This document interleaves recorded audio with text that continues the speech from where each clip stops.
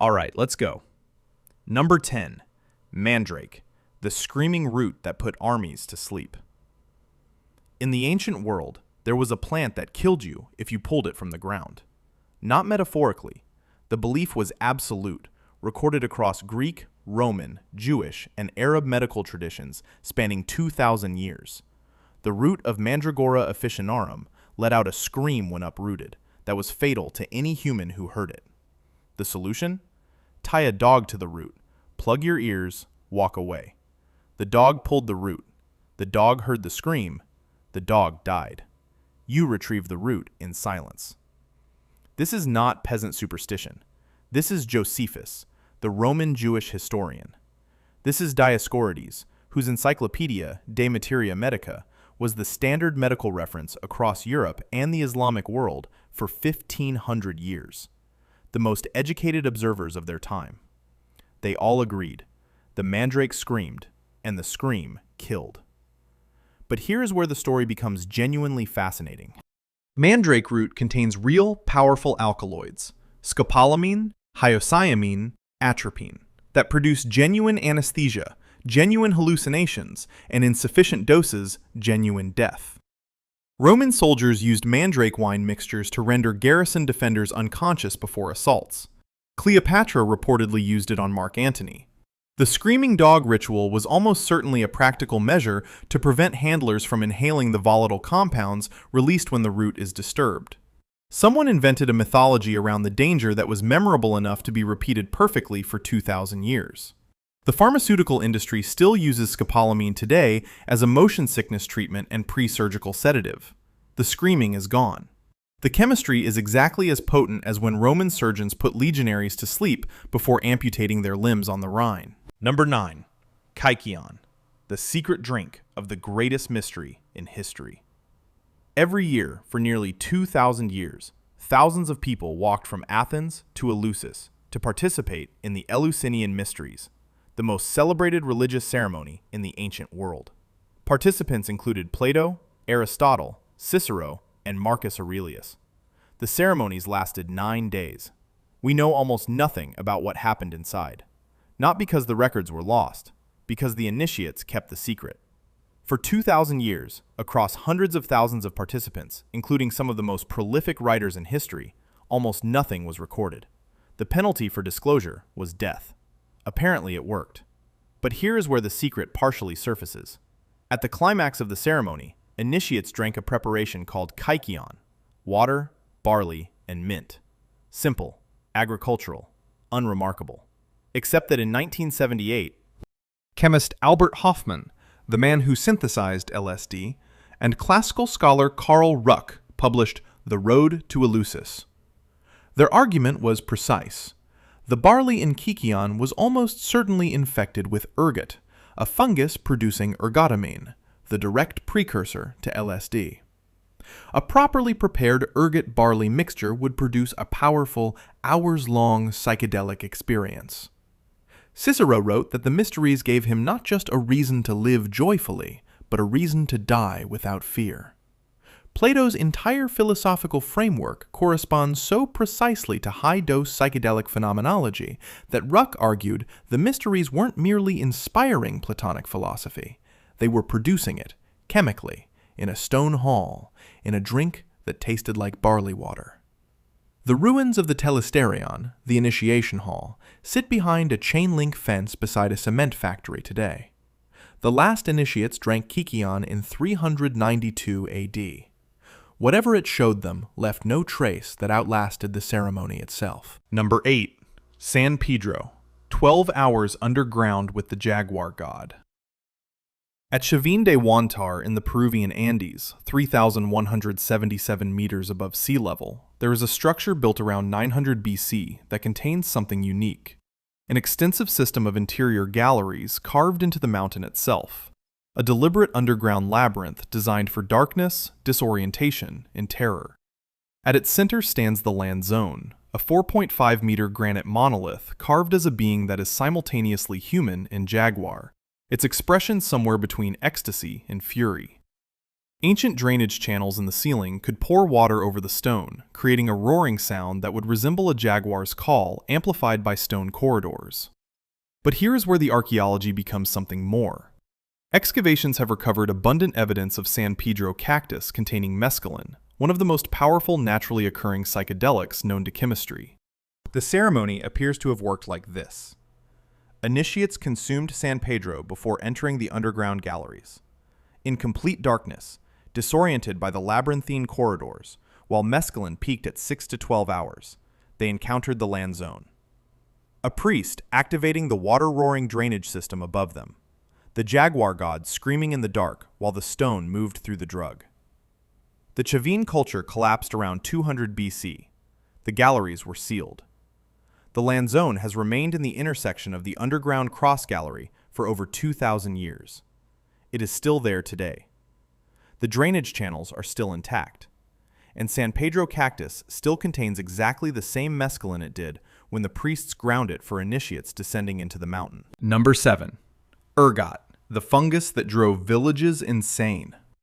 In 944 AD in southwestern France, approximately 40,000 people experienced what chronicles describe as burning fire in their limbs, followed by hallucinations, convulsions, and gangrene so severe their extremities fell off while they were still alive. Ignis Sacer, holy fire. Modern historians call it St. Anthony's fire. The cause was ergot, Claviceps purpurea, the same fungus theorized to have powered the Eleusinian mysteries, had infected the rye harvest. Peasants ground infected grain into bread and experienced mass ergotism, vasoconstriction cutting off blood flow to extremities, combined with psychedelic and convulsive effects of compounds that are chemically first cousins to LSD. But here is where the horror rewrites European history. Historian Mary Kilbourne Matosian argued ergot outbreaks correlate with documented periods of mass religious hysteria, dancing manias, and witch trial surges throughout medieval Europe. The dancing plague of 1518, hundreds of people in Strasbourg dancing uncontrollably for days, some dying of exhaustion, occurred in a year of documented grain shortages. The Salem witch trials of 1692 took place in a region where the previous year's rye harvest grew in conditions optimal for ergot. Historian Linda Caporail proposed the convulsions and hallucinations reported by Salem accusers were ergotism, not hysteria, not fraud, not demonic possession. In 1951, the village of Pont-Saint-Esprit in France experienced a mass ergot outbreak. 250 people affected, several deaths, dozens hospitalized with acute psychosis from contaminated bread. The last documented mass ergotism outbreak in Western Europe. The fungus is still in the fields, still waiting for the right conditions. Number 6. Henbane, the flight ointment and the Bronze Age burial. In 2011, archaeologists excavating a burial at Entran-sur-Noain in France found a woman's grave from approximately 40 BC. Among the grave goods, a cache of henbane seeds, Hyoscyamus niger, several hundred of them deliberately placed. This was not isolated.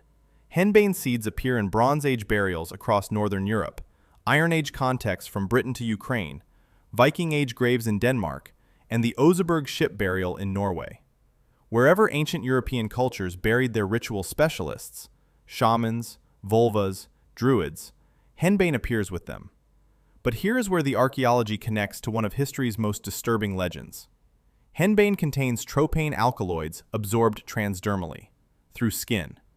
The medieval witch's flying ointment, described in confessions across centuries of witch trials, was a preparation of henbane, mandrake, and belladonna mixed with fat and applied to the skin, not eaten. Applied. The alkaloids, absorbed through mucous membranes, produce a specific effect.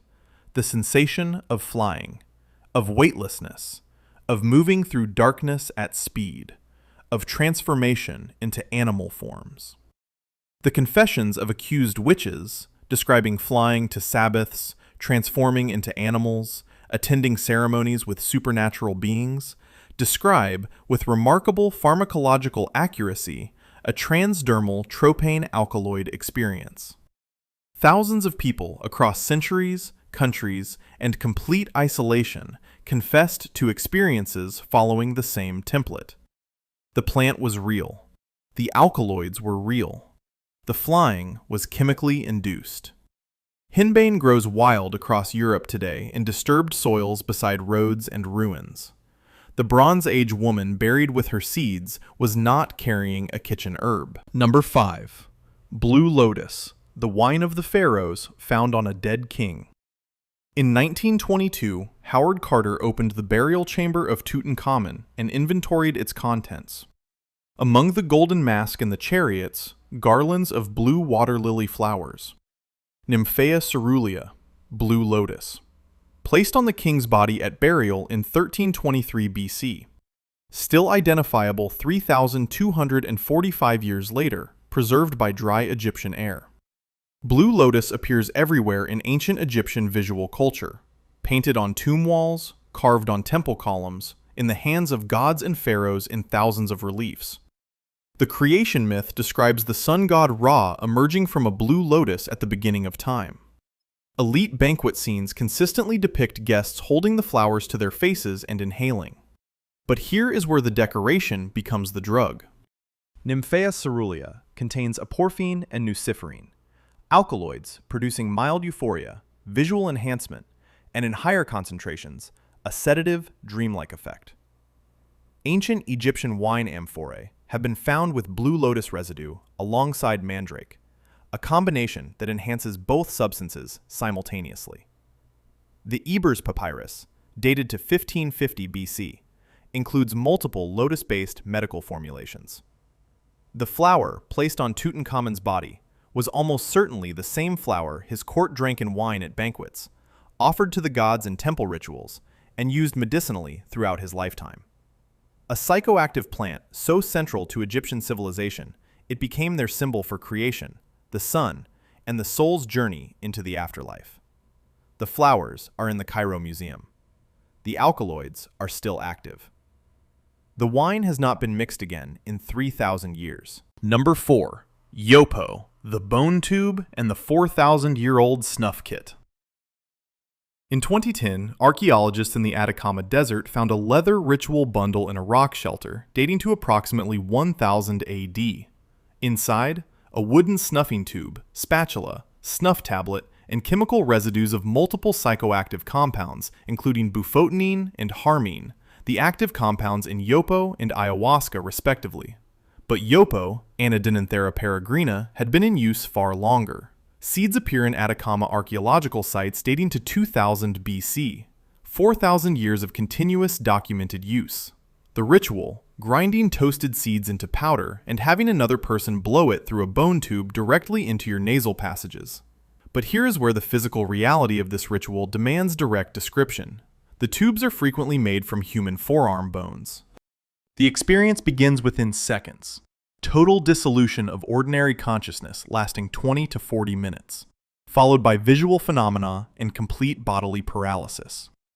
You cannot take yopo alone. The act of blowing the substance into another person creates a relationship of absolute trust and absolute vulnerability.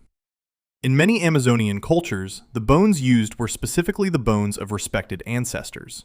The substance delivered through the body of the dead directly into the consciousness of the living. The ritual bundle is in the San Pedro de Atacama Archaeology Museum. The bone tubes are there. The residues have been chemically verified in peer-reviewed journals. The practice continues in indigenous communities in Venezuela and Colombia today, using equipment almost identical to what was sealed in that desert pouch 1,000 years ago. Number 3. Ayahuasca, the impossible chemistry of the Amazon. Somewhere in the Amazon, at some unknown point in history, someone made a discovery that should have been impossible. They found that combining two specific plants from among tens of thousands of species produced a brew that was powerfully psychoactive in a way that neither plant was alone. Banisteriopsis caapi contains monoamine oxidase inhibitors. Psychotria viridis contains DMT.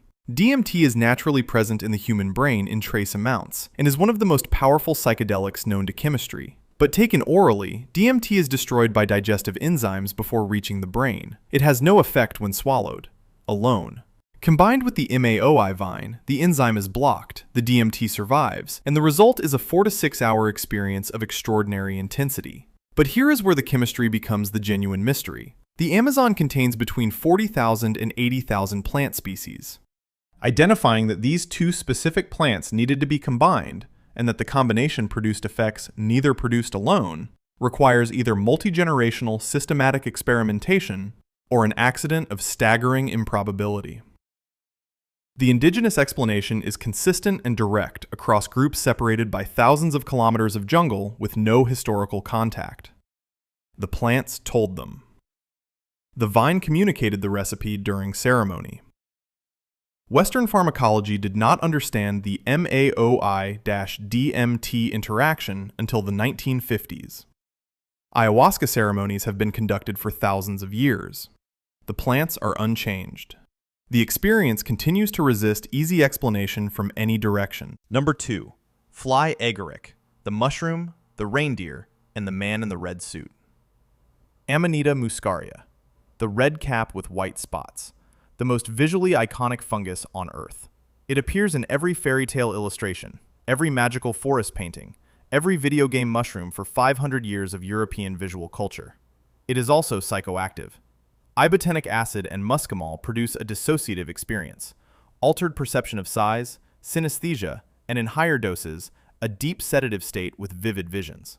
Siberian shamans used it ceremonially across dozens of indigenous cultures from Lapland to Kamchatka, documented by ethnographers from the 17th century onward. But here is where the ethnobotany becomes the mythology. Reindeer actively seek out and consume Amanita muscaria mushrooms and display visible intoxication afterward. Both Sami and Siberian reindeer herder cultures documented that reindeer urine after mushroom consumption retains psychoactive potency. Shamans reportedly drank it to concentrate the active muscimol while reducing less pleasant compounds. The Siberian shamanic tradition associated with this mushroom involves a figure in red and white, the colors of Amanita muscaria, arriving from the north, entering through the smoke hole of a dwelling, delivering gifts. In Sami winter ceremonies, shamans in red and white collected dried mushrooms in a sack, visited homes, and delivered them through the smoke hole in the roof, the main entrance blocked by snow. Flying reindeer, a man in red and white, gifts delivered through the roof. The mushroom is buried under a century of commercial mythology. The red cap and white spots are on every Christmas decoration in the Western world. Number 1. Soma, the divine drink whose recipe died with the gods. The Rig Veda, composed in Vedic Sanskrit between approximately 1500 and 1200 BC, contains 1,028 hymns. 114 of them are dedicated entirely to a single entity, Soma. Soma is simultaneously a plant, a drink, a god, and the substance of the moon. The hymns describe pressing the plant between stones, filtering it through wool, mixing it with water and milk, and consuming it to achieve direct communion with the gods, immortality, superhuman strength, the vision of all worlds simultaneously. Entire ritual sequences were organized around its preparation. And then, the recipe disappeared. But here is where the loss becomes genuinely tragic. As the Vedic peoples moved south into the Indian subcontinent over subsequent centuries, the plant that Soma was made from became unavailable.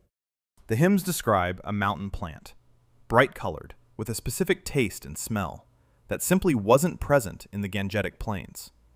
The ritual continued because it had to. But substitute plants were acknowledged by the priests themselves to be substitutes. Brahmin commentators of the later Vedic period wrote extensively and anxiously about the unavailability of the true Soma. The scholarly debate has produced over 100 serious candidates in a century and a half of research. Amanita muscaria, Syrian rue, ephedra, cannabis. None achieve scholarly consensus. The Rigvedic descriptions fit some candidates partially and no candidate completely. The Soma sacrifice is still performed by certain Brahmin communities in India today. Substitute plants are pressed between stones. The hymns are chanted in Vedic Sanskrit, so archaic that many words are no longer fully understood. The ritual is there. The fire is there. The priests are there. The plant, whatever it was, wherever it grew, whatever it showed the people who drank it in the mountain passes of the Hindu Kush, is gone. And the 114 hymns are the only window into an experience that no living human has had. If you want to see more videos like this, click the video on screen now, and make sure to subscribe.